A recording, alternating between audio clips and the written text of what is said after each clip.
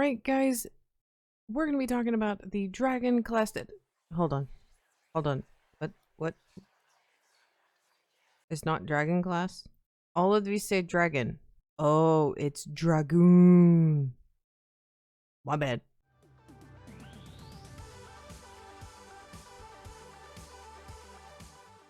Hey, Olympians, it is Sister Guard here. Hopefully you're having a great day. I am having a great day. We are back today in World 0. And we are going to be talking about the Dragoon Class. I'm going to be talking about how to get it quickly and how to play the Dragoon Class well, because it's getting a lot of grief, and I'm going to show you it's actually pretty good, much like the Major Light. But let's get into that normal intro stuff. So if you haven't already, please make sure you smash the like button, do the same with the subscribe button. I greatly appreciate it. It helps me out a lot. And for our beautiful pleb of the day, we have Cowboy Pika. Why is Sister a pleb? Because she is. Thank you, Pika, for all of the love and support. You are much appreciated. So first up, we are going to talk about how to get the Dragoon Class. So the Dragoon Class is very similar, and actually it's exactly like the Demon Class, where you have to run Tower 2 in order to complete it, and you have to get chests. So it is a chest reward while you're running Tower 2. So I'm going to give you all little tips and tricks in order to do it and get them quickly. And then we're going to go over how to actually play as the Dragoon. And I'm going to go fight a boss, try to do a tower solo. So let me go get into a tower solo. It's going to take me a minute. Alright, I got into the tower solo. So one of the easiest ways to get Dragoon Class is to do your daily quests. So always make sure you're doing them. Make sure you're claiming them, because that'll get you 15 tickets. You also get the tickets from completing the world quest, Defeat the Sea Serpents in World 6, which you can actually get from running the tower. So what I did in order to speed run, basically getting Dragoon Class, is I went into the tower, either with a group or by myself, and I only went through the first 2 floors. So I will have a guide on how to complete this well, because it's very, very similar to Tower 1 and what you needed to do. But the difference between the Atlantis tower and the other tower is everything is spread out, and in order to get the class tickets, you have to defeat that lovely little elite boss.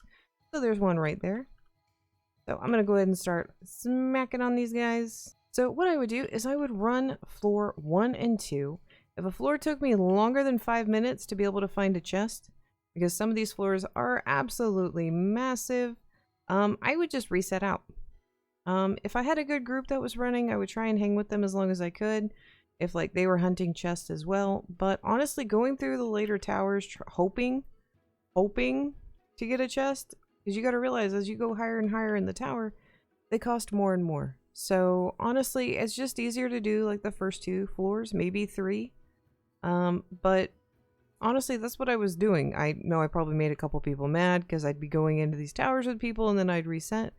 But if I wasn't finding a chest within 2 minutes of being in the dungeon, I would just reset out and I would try to go back in. And do keep in mind, guys, with the tower, there are 3 chests on every single floor. So if you've only found 1, there is probably 2 more hidden somewhere. You can't always just go kill a guy in order to get the location. I like how it just gave me a key one, and I'm standing right next to the key. That's funny. I mean, you just have to go find the tickets. That's all you have to do. You literally just have to find the tickets. Yes, it can take some time. Yes, you're basically nickeling and diming and maybe going for 6 each run. But if it's only taking you 10 minutes to get 2, that's better than it taking you an hour to get 2 because of the chances. So, and you don't have to have a super powerful group. If you do choose to stay, that is entirely up to you. So, but that is how you can easily get those tickets. So I'm going to go get to the first boss, and I'm going to solo him and show you how the Dragoon works. But first we're going to kind of talk about its abilities. So the Dragoon class is unique in that it is very similar to Mage of Light and how it worked. What I mean by that is Mage of Light, you had to do a very specific set of skills in a very specific order in order to get things to work. And if you didn't, things would kind of fall apart. So the first skill that we're going to talk about is the lovely Dragoon's Dragon Claw. So if you didn't know what Dragon Claw is, it's basically its main attack. So if you ever see an X on an opponent, that is what that is from. It is caused when the Dragoon starts swinging. And see, I just gave all 3 of these guys because they're hitting. an X. The dragon's main ability actually is got a little bit of a cone on it, which is nice. So I would say it is a multi-target attack. The next ability is Infinite Strike. So Infinite Strike, what it does is after you've started swinging on guys, you're going to start seeing a little yellow circle. So this is part of how Dragoon works, is you do actually have to follow a combo.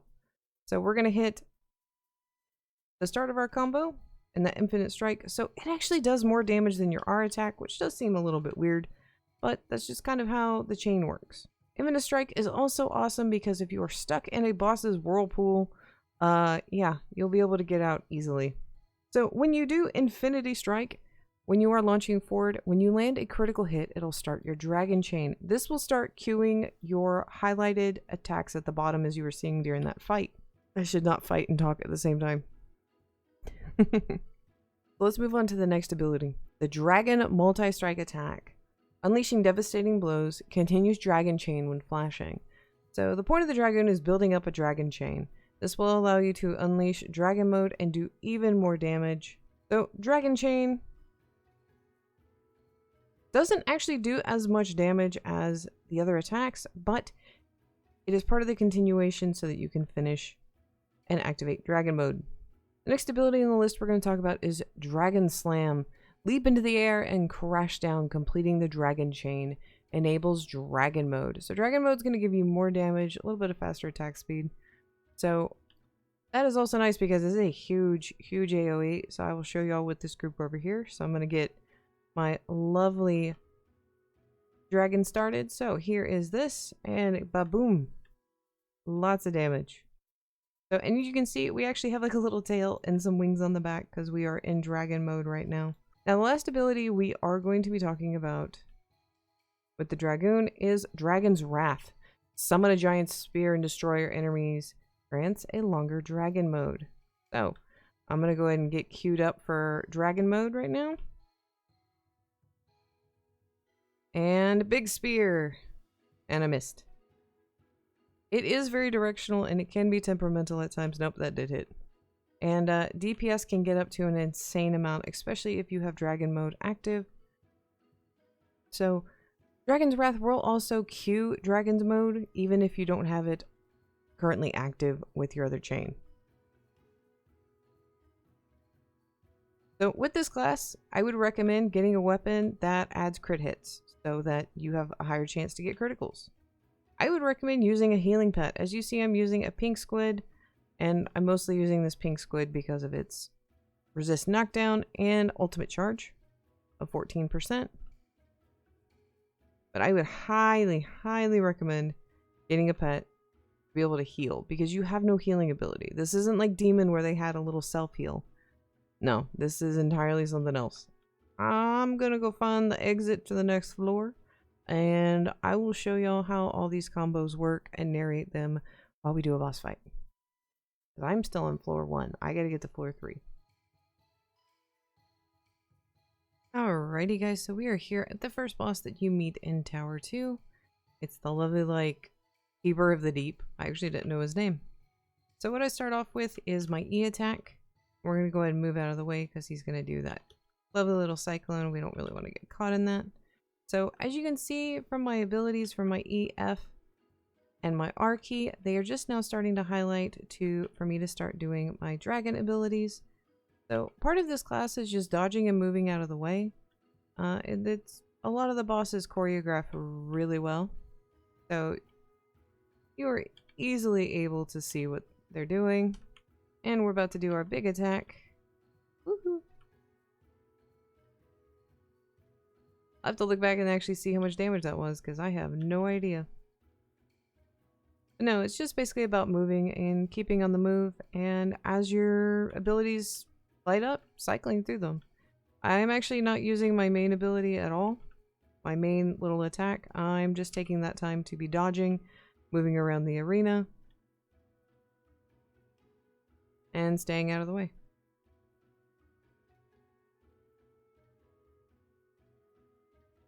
Now you do have a few seconds after you use the ability that if the next ability in the chain is still on cooldown, you can actually go back in and use it. When you have activated dragon mode, you do actually have to wait for it to recharge. You can't just immediately, you know, keep it infinitesimally going. I have noticed that you cannot do that. I'm stuck. Boop. Little sea action there. We were right as rain.